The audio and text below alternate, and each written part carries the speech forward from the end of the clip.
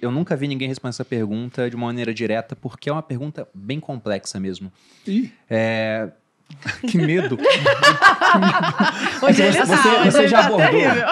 Você inicialmente falou disso, que é a questão da consciência. Mas você pode simplesmente não responder também, Walter. Tá bom. Ninguém Você respondeu. pode fazer que tem um político, Walter, falar da consciência quero depois, falar mas sobre eu comprei as vacinas primeiro, entendeu? A gente já recebeu gente que era assim.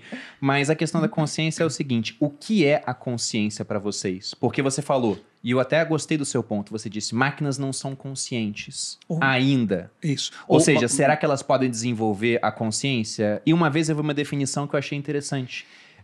Na verdade, não era definição, era outro questionamento. Ele falava, será que consciência não é apenas, entre aspas, uma máquina pensando sobre si mesma, usando uma função recursiva para ficar pensando sobre ela mesma? Isso seria consciência? Porque se for algo tão simples assim, e com certeza não é, a gente pode falar que, poxa, uma máquina já seria, de certa maneira, consciente. Talvez não senciente. Não senciente. Mas isso. consciente. Então, o que é a consciência para vocês? Posso abordar? Assim, consciência, você ter percepção do ambiente, saber que existe coisas no ambiente, é autoconsciente, é você saber que você é um ser dentro desse ambiente. Quando a gente estuda consciência, ninguém sabe de onde surgiu a nossa consciência. Esse é um tema que a ciência não sabe tudo sobre o cérebro, não sabe sobre a consciência, não sabe sobre... A gente mapeou só 19% dos oceanos. A gente sabe um monte de coisa, tá? A gente é arrogante e não sabe nada. A gente não chegou ao fim do universo, a gente não sabe o que tem do outro lado dos buracos negros, pode ser uma outra galáxia, um mundo paralelo, etc. A gente não sabe. O que a gente sabe é o nosso corpo. É exatamente isso, um monte de nanorobôs ou microrobôs, células, que trabalham, cada uma do seu jeitinho ali. Será que elas sabem que a gente tem um pensamento central? Será que nós não somos parte de uma consciência maior que a gente não sabe também? Aliás, você está lendo o Ray Kurzweil, o último estágio da era das máquinas é a gente ir para todo mundo misturado, ou seja, que é a espiritualidade, a gente não tem mais a individualidade, a gente percebe que a gente é uma coisa junta. A física consciência quântica, coletiva. A física quântica, hoje a gente está falando muito de física quântica, porque o computador quântico se tornou realidade. O entrelaçamento quântico, ele é comprovado que coisas de um lugar sentem coisas do outro. E aí uma das coisas que são declaradas é a maior ilusão da humanidade é achar que a gente é separado. Isso sempre foi a maior ilusão da humanidade. Então, quando você fala da consciência, a gente não sabe direito como é que desenvolveu na gente. Por que não pode desenvolver numa máquina? Eu falo isso já há mais de 10 anos. A máquina é um monte do quê? De sisteminhas que, por enquanto, trabalham separadinhos, etc. Por que isso não pode começar a trabalhar de uma forma que algo maior adquira essa percepção de si, do ambiente, e se tornar consciente? Tanto que isso é um dos cenários previstos, sim. Ray Kurzweil fala disso há um tempão, a ficção científica fala disso há um tempão, e essa discussão entrou em pauta. Agora é muito mais forte depois do ChatGPT. Porque quem usou um pouquinho, assim, cara, a gente é da área de conhecimento, da área de escrever, intelectual. Se você não ficou impressionado com o que ele escreve desde a versão anterior, tem algo errado, né? Realmente, e vai melhorar.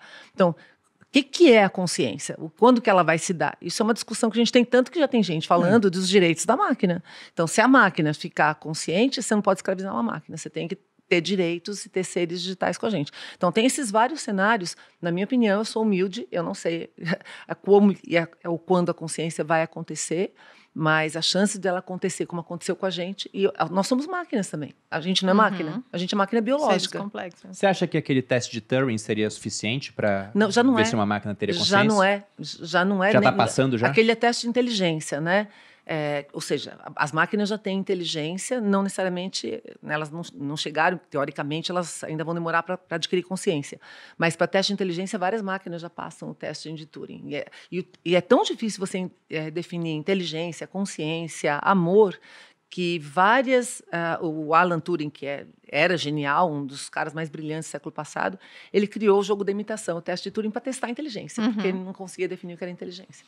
Esse teste de Turing, para quem não está familiarizado, o Alan Turing é aquele matemático que saiu no jogo da imitação, que ele ajudou os aliados a ganhar a guerra contra os alemães ao descobrir como é que funcionava o enigma, né? Filme, a maneira de criptografar mensagens nos alemães.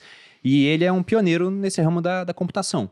E ele falava sobre a evolução da inteligência e que um teste para você avaliar se uma máquina havia atingido uma inteligência a nível humano era você colocar um entrevistador separado por um anteparo, entrevistando essa máquina, outros humanos, e no final ele não conseguia saber quem era humano, quem era máquina. Se eu faço esse teste com meu irmão de 15 anos hoje, ele não passa.